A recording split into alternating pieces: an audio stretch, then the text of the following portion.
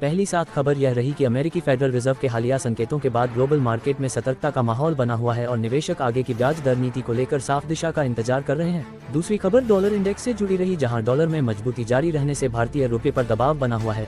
तीसरी खबर कच्चे तेल की कीमतों को लेकर रही, जहां अंतर्राष्ट्रीय बाजार में तेल के भाव में उतार चढ़ाव बना हुआ है, जिससे महंगाई और इम्पोर्ट लागत को लेकर चिंता बढ़ी है।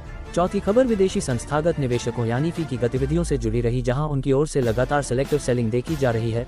पांचवी खबर घरेलू संस्थागत निवेशकों की सीमित खरीदारी को लेकर रही, जिसने बाजार को कुछ हद तक सपोर्ट जरूर दिया, लेकिन ट्रेंड बदलने के लिए ये काफी नहीं रही।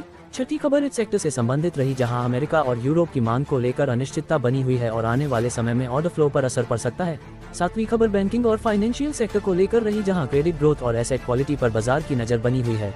आठवीं खबर मिड कैप और स्मॉल कैप शेयरों से जुड़ी रही, जहां निवेशक अब वैल्यूएशन को लेकर ज्यादा सतर्क हो गए हैं। नौवीं खबर यह रही कि कई ब्रोकरेज हाउसेज ने चुनिंदा सेक्टर्स में कॉशियस आउटलुक दिया है और शॉर्ट टर्म में सीमित रिटर्न की संभावना जताई है। 10वीं खबर कॉर्पोरेट सेक्टर से जुड़ी रही, जहां कुछ कंपनियों के बिजनेस अपडेट और आने वाले ऑर्डर बुक को लेकर चर्चाएं तेज रहीं।